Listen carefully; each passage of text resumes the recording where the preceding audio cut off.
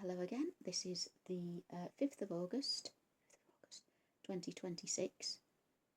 This is to some extent an naughty thoughty. I think there are quite a lot of us that fit into this category. I'm going to talk about being bisexual because I think it's something that just doesn't get talked about enough, considering how many of us there are about. I'm what's known as an invisible bisexual, which means that I'm married to a man.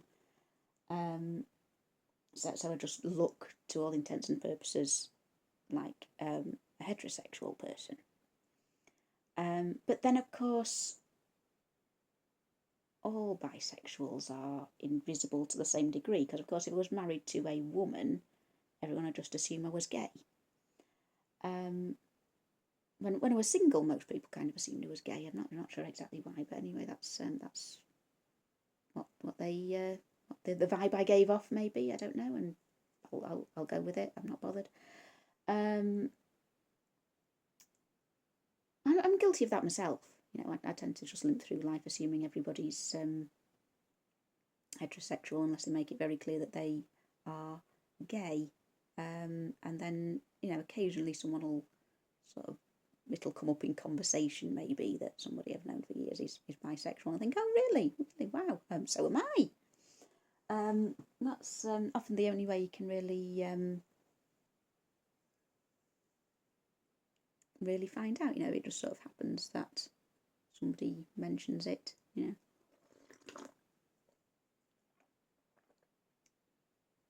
mean, it's not something that does come up very often.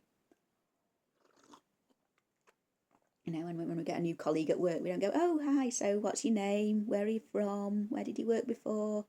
Are you bisexual? Yeah, how do we get onto the subject? I can't actually think of how it has come up. And I did have a friend once who was sort of talking about her past partners and how she'd sort of dated men and dated women, as if it was sort of quite salacious and edgy. And I thought, well, yeah, I'm bisexual as well. And she just sort of looked at me a bit gone out.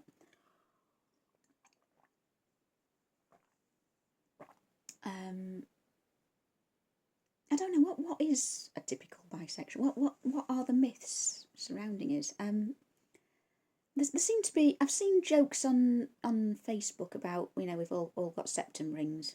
As you can see, I do not. I do not have a septum ring. I don't particularly fancy having one. I don't really see the point of them, to be honest. But that's apparently the only way you can really spot us. I do know septum ring wearing people who identify as heterosexual. So that's not really reliable. Clearly. I suppose if you know somebody and you know that they had a girlfriend for a bit and then had a boyfriend, then that's a fair sign. But then some people who do that say, "Oh, I was gay for a bit, but it was just an experimental phase," or "Oh, I used to think I was heterosexual, but then I came out as gay very late in life," and so on. And these things are sort of very personal. How people feel about their identity. And I think that it becomes a big thing, I think, because same-sex attraction individually is just so strongly politicised. It just being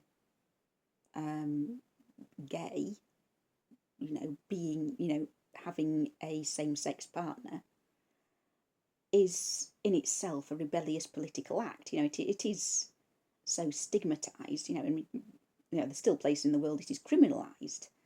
Some places it carries the death penalty. It's seen as a major thing in some parts of the world.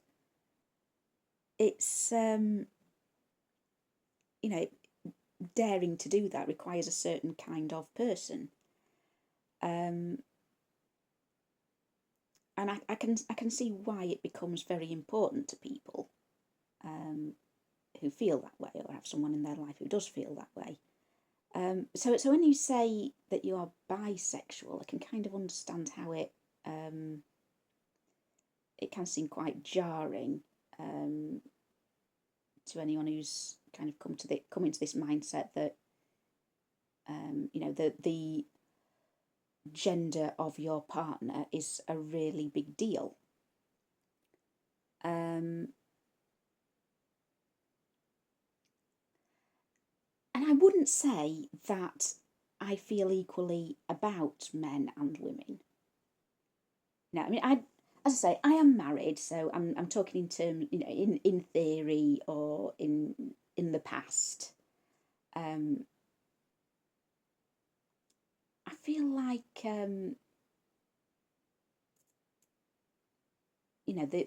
the concept of being in a relationship with a man and being in a relationship with a woman are two very different things. Although to me personally, if I do feel that way about someone, if I do really like somebody to that extent, it's not.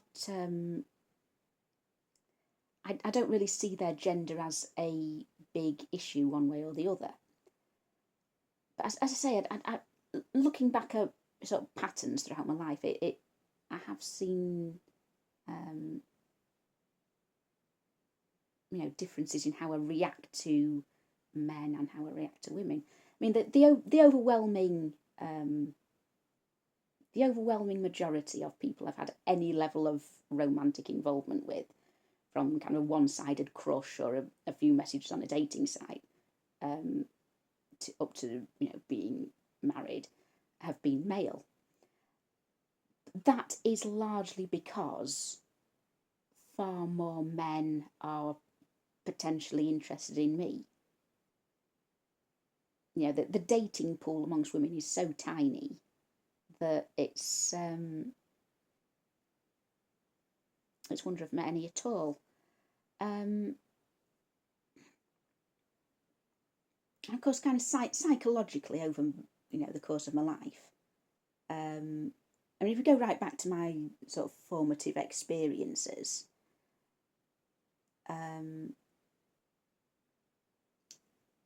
as a teenager, I largely came to think of sort of sexual things as things that were done to me against my will by boys.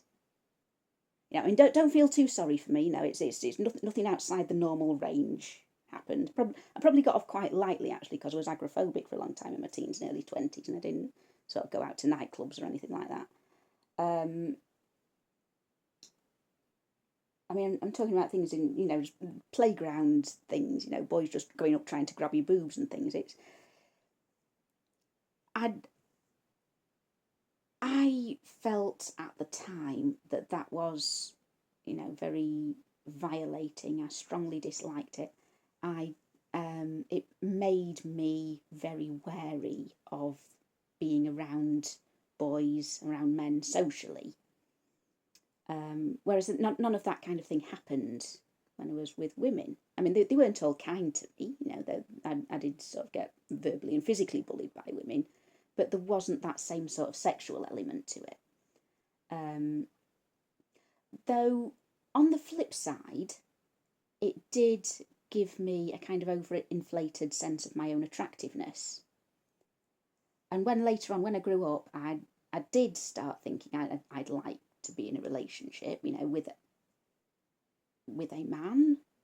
I sort of assumed, he'd just be falling over himself to try and be with me because, I don't know. Well, I look like this, but younger. Apparently, that's a big turn on. I don't know.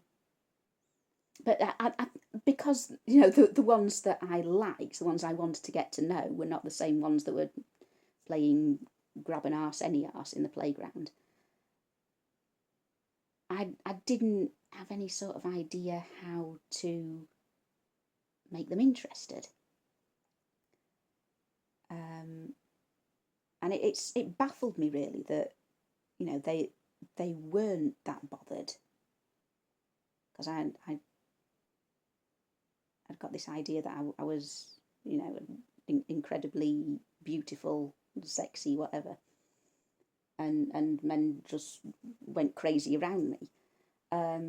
But of course, it, you know, those sort of kids in the playground, they weren't actually attracted to me. They were just sort of,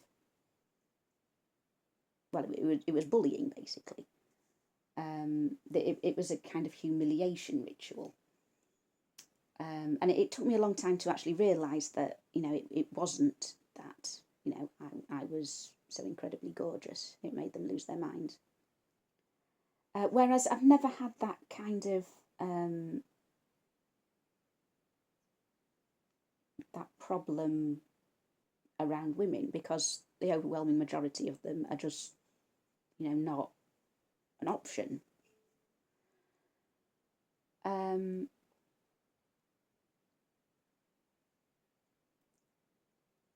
I do find that if I know a woman vaguely and then sort of learn later on, oh, she is like, she is a lesbian or she is bi,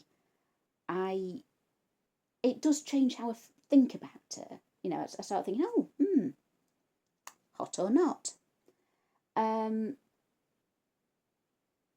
Not because I necessarily think she is going to be interested in me or anything. I mean, obviously, as I say, I'm married. You know, I'm not planning on becoming unmarried anytime soon. But it does sort of it does sort of change my view of her as, you know, a you know, someone who's just not even an option to someone who is. Does that make sense? I don't know if that makes sense. It's I suppose in the same way that if I was heterosexual, I might sort of think of, you know, all men who are sort of within 20 years or so of me in age, and, you know, not disgustingly off-putting in any way, would be a potential partner, whereas, you know, women wouldn't be at all. I mean, I know that, you know, heterosexual women do talk about men, just a man, when they, as a shorthand for somebody I might potentially want to get together with, in the same way that, you know, heterosexual men might just say, oh, what sort of women do you like? Well, I like women like this. Oh, I met this nice woman one day. And as gay men talk about, oh, if I meet a man like that, or, you know, a gay woman, and say, oh yeah, all these women I've dated, you know, just talk about them in terms of an entire gender, even though there's only a very small amount of that entire gender that you would even really consider.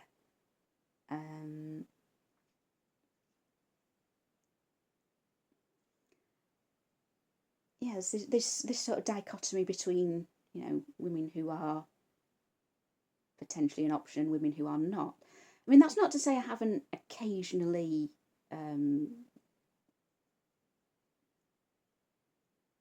sort of met women in the not an option area who sort of got obsessed over a bit. But clearly, I knew that it was futile, you know. And it's very hard to know which are which, unless they actually tell you outright. I mean, I did have a colleague once when I was in my 20s, who was, you know, she was friendly with me, and then she started kind of blowing kisses and things, like, oh, I love you, like, and I thought, well, is she kind of signalling something to me? But I mean, I sort of fell absolutely head over heels in love with her, and that was about 2 years of my life just completely wasted. And I did tell her how I felt, you know, thinking that, you know, she's sort of signalling something to me. But no, it turned out she was just joking. It was just like a little joke to her. You know, it's just a game. and she never in a million years thought that I'd feel like that. And so, these things do happen. It's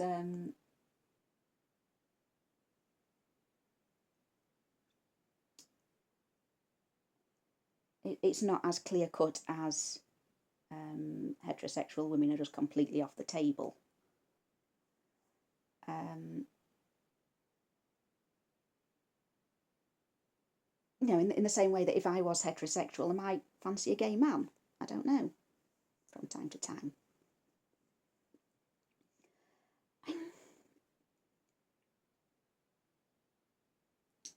Uh, I do feel that in terms of being the part of the um, LGBT, all the letters, QIA plus. And I don't like the letters. I don't like the letters. I think I've talked about this before. I think it's very easy to kind of gatekeep, cut people out while there's just this long string of letters. It's the LGB without the T. For the transphobic gays and everything.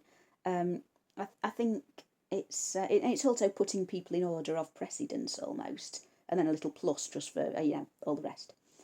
I I don't think I think it causes more problems than it solves to have the string of letters. I think really we ought to come up with something a bit better.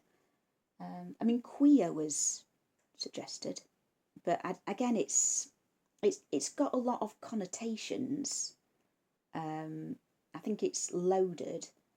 There are still people who think of it just as a slur, who haven't who don't really feel it as a reclaimed word, and there are still people who use it as a slur. And also, it's in the sense of being a slur. It's aimed largely at gay men. And there was Saga. Saga was sort of floated for a while. That was sexuality and gender acceptance, which I think that works really well, because it includes everyone who is even heterosexual people who are supportive. Everyone who's not homophobic and transphobic, really. And that I think that worked really well, but it didn't catch on. I don't know why. But yeah, as part of the non-cis het community, I think I think bisexuals do often kind of get forgotten. There's a lot of talk about gay rights, a lot of talk about trans rights. Where do the bisexuals fit into that? Especially people like me who are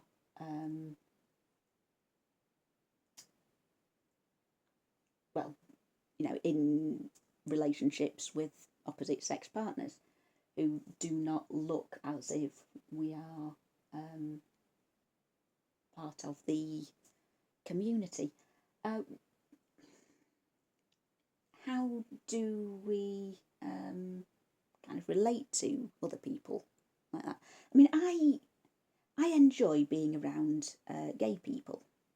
Actually, I find them, a lot more relaxing company really than heterosexuals. As a general rule, obviously individual people are as individual people do.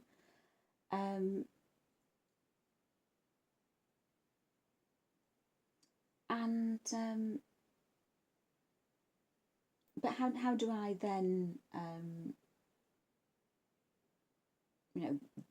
befriend a certain subsection of the population without kind of singling them out or sort of friend fetishizing them? It's always fraught with problems, and of course, as I say, I look to an outsider like a heterosexual. I was walking along with my husband and my children.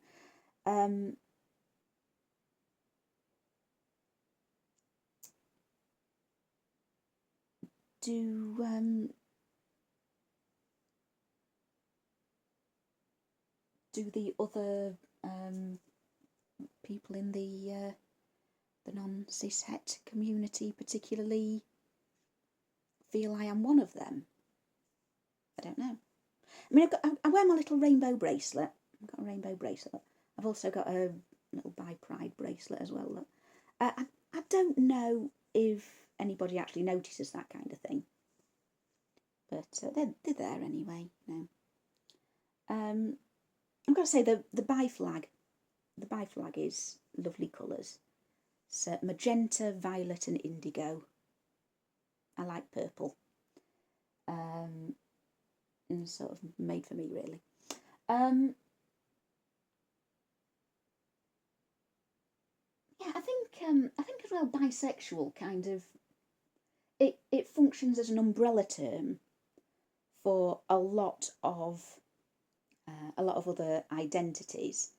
I mean, for me, I don't really feel that it is necessary to then break down into whether I'm a pansexual or an abrasexual or omnisexual or anything like that.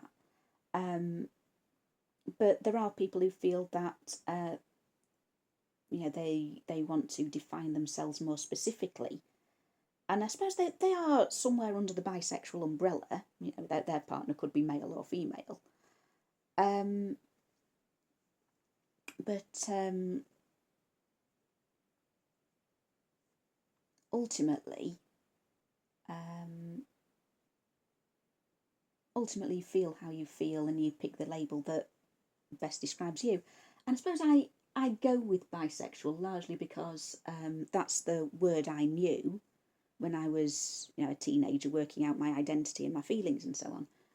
Maybe if I, you know, really wanted to put some time and effort into narrowing that down, I could say I'm a abra-romantic demisexual or something.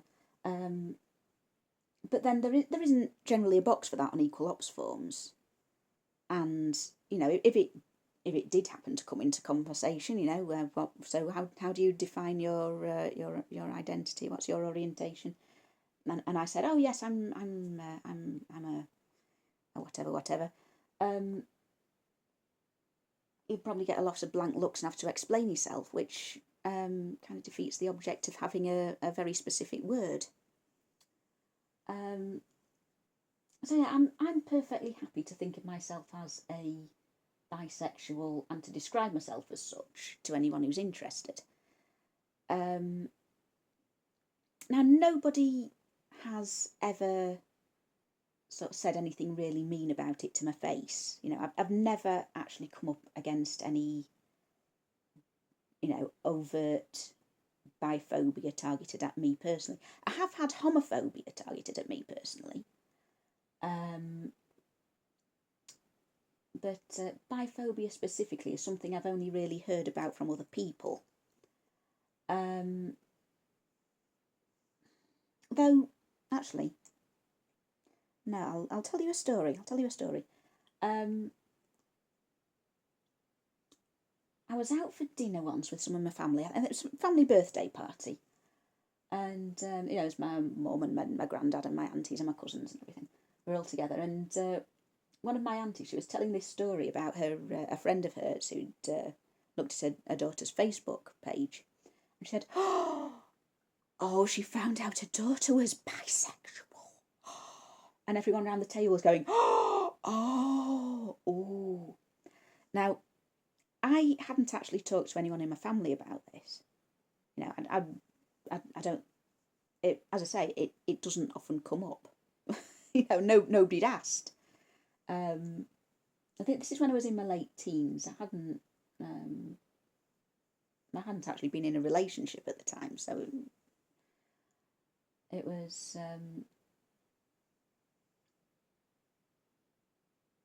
No, it wasn't something that anybody sort of really thought about, you know. But yeah, I talked to my mum afterwards. I didn't say anything at the time. I didn't say anything. I just sort of stayed quiet.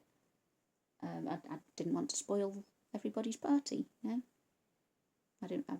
suppose they'd spoiled it for me, but I didn't really see the point in making everybody upset.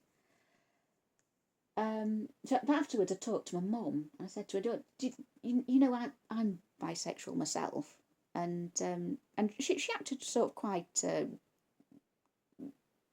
quite embarrassed about it, like, I didn't realise that you felt that way. I just hope you have a lovely time, whoever you end up with, all this kind of thing. And then she promptly forgot all about it, and just carried on as she always had. So, when you get a boyfriend, when you get married, because of course that meant specifically to a man at the time. Are there any nice boys where you work? And all this kind of thing.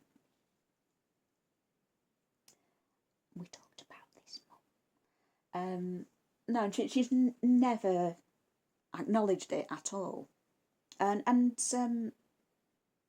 don't know why. I don't know if she doesn't believe me. I don't know if she just sort of assumed, it's some sort of little phase I was going through or something. I don't know why she felt that way. But yeah, biphobia generally is something I've kind of heard about from other people. And so I've seen people, making ignorant jokes about, it doubles your chances of getting a date and things. It doesn't double your chance of getting a date at all. Presumably you're working from a standpoint that, being heterosexual is the baseline. Doubling your chances of getting a date compared to being heterosexual, no. There are very, very, very few women who are going to be interested in me at all, ever. I have used dating sites. I've used dating sites, looking for men, for women, or for either. And I find, the difference, if you're looking specifically for men or specifically for women, is absolutely massive. It's just like night and day. If you're a woman seeking men, the moment you sign up, you start getting messages. The next day you look up, you've got an inbox full of just, hi sexy, hi kiss, wow, you're beautiful. Just generic messages. Hi, kiss, kiss. Hi, how are you? Kiss. And I find the profiles are often either empty and very sparse, or they just put things like, I like going to the pub and having a laugh. I think, all right. Like all the others then. Whereas women's profiles, or at least women that are seeking women,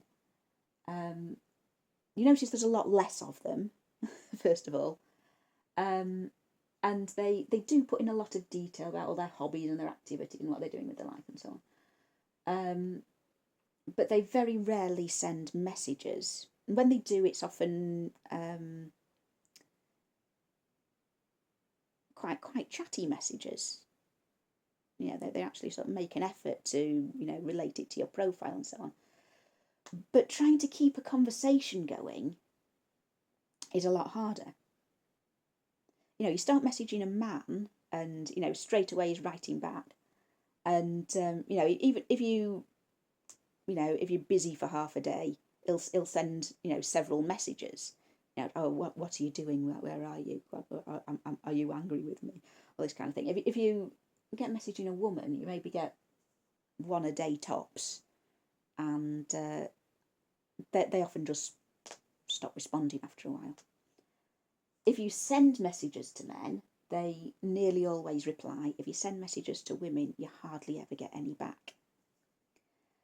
And I don't know why that is. I don't know whether it's specific to, women seeking women, or whether, they're like that with men's profiles as well. I haven't had nearly enough actual relationships to say men are like this, women are like that. rather be with a woman. I'd rather be with a man. I had one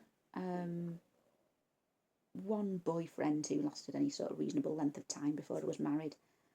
I did sort of. She wasn't really a girlfriend, I suppose. We went on a few dates over a few months, and then sort of sent her a message saying, well, in so many words, are we going out or what? And she never responded, so I assume we weren't. That was kind of the closest I got to ever having a girlfriend, really.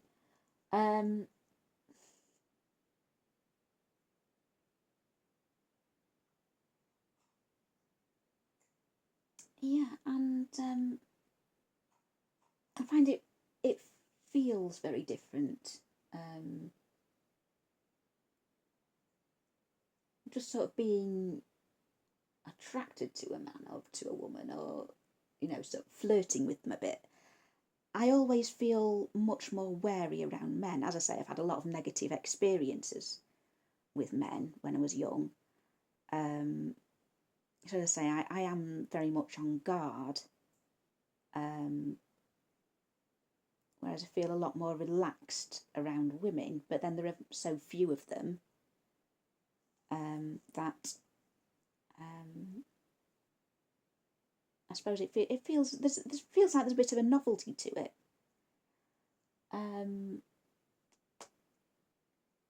Women that it is okay to kind of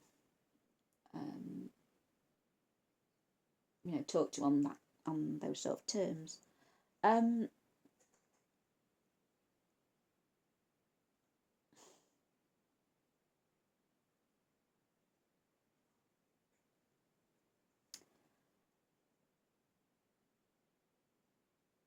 feel like I could have quite happily married a woman if I'd wanted to.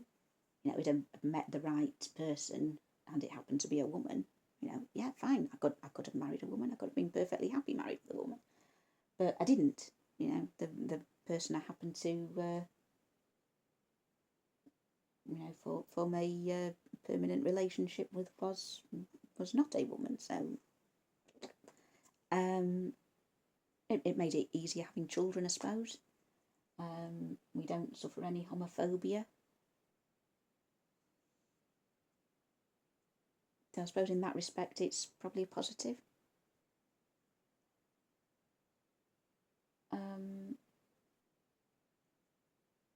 But yeah, I could have had a perfectly happy relationship with a wife. It wouldn't have made any difference to me. To my ambitions, to my feelings about myself. I mean, it's something that I personally am completely at ease with. The fact that I am a bisexual person. I feel that it wasn't something that I sort of realised I was so much as I realised other people were not. I think I remember when I was quite small, my mum was talking about a colleague of hers to someone else, and she said, and she mentioned he was gay, and I asked what that meant. I was about 5 or 6 at the time. She said, "Oh, it's a man who's in love with another man." I thought, oh, that seems a really good idea. I think that because men and women just seem to hate each other and complain about each other all the time. So why don't men marry men and women marry women? That seems a really good way of doing things. And I find the heteronormative society. I don't know if this is an autistic thing, or a bisexual thing, or maybe a bit of both. I find heteronormative society really, really hard to understand why anyone would ever think that that's a good idea. When I say heteronormative, I don't mean heterosexuality as a norm in itself. I mean all the sort of gender roles, the sexism and so on that go with that. So I mean, from being tiny children, the boys and the girls are sort of separated into two opposing teams almost, and given opposite interests. Sort of encouraged stroke, forced stroke, threatened into having these opposite values, opposite personalities. They're not supposed to socialise with each other really. They have different kinds of toys to learn, different kinds of skills. And it's common all over the world in all different cultures, and it just baffles me why anyone would think that that is a good idea when they're supposed to, when they grow up, marry each other. They live these separate lives until they're sort of maybe in their mid-teens or so, and then they've got to start, trying to attract each other and fall in love with each other and marry each other and raise children together and live together.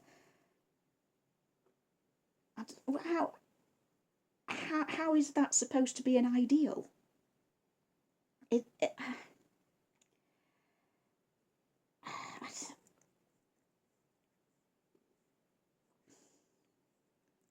And I remember as a small child, I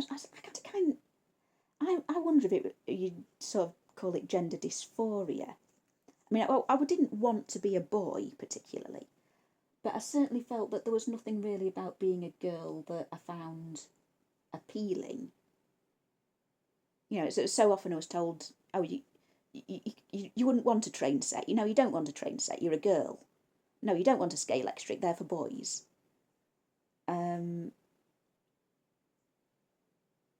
Even at sort of 4 or 5 years old, I befriended a boy in my class at school, and I just got so much teasing about, oh, you fancy him, that I sort of ended the friendship.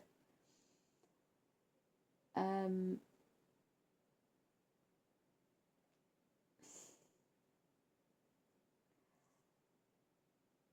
there were no sort of images of womanhood around me that really made me excited to grow up to be one.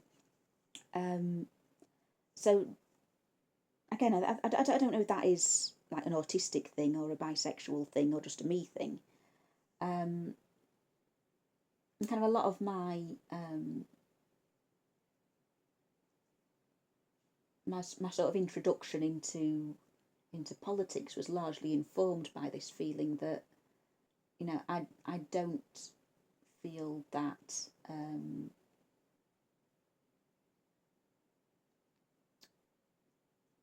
there are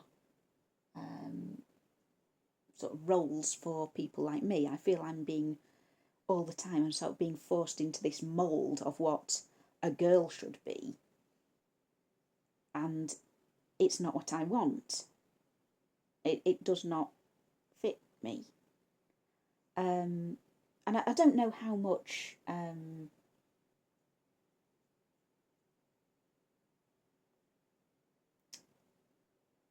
that sort of made me think about what is gender, what is sexuality, more than your average person in the street who sort of has a lot more gender conformism in their personality. And maybe to some extent that's why I sort of came to think of myself as a bisexual.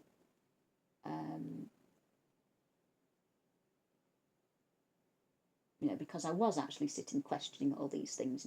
What is gender? What is my gender? What are other people's genders?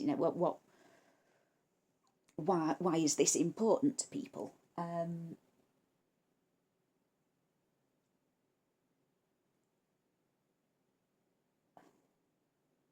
I did go through phases of thinking, I feel like I will only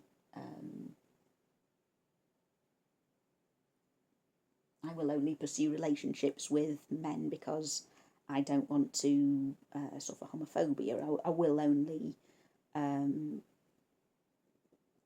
go for women for now because, you know, I've had, you know, bad experiences with boys, you know. But each time it was a conscious choice. It was a decision. You know, I feel like, you know, I'd like to have children one day, so I might as well not bother, you know, getting involved with women. That kind of thing. And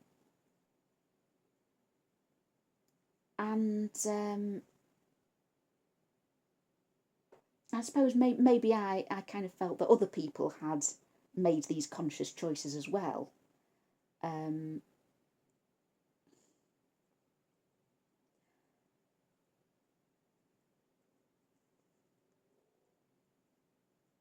but I think, you know, there wasn't sort of one kind of flashbulb event that sort of brought me to the realization that yes, most people are, you know, do consider their partner's gender to be like the most important thing. You know, even before how old they are, where they live, what their personality's like. You know, they put gender before everything. And, you know, it is a sort of, maybe, are they born like that? Is it a psychological thing?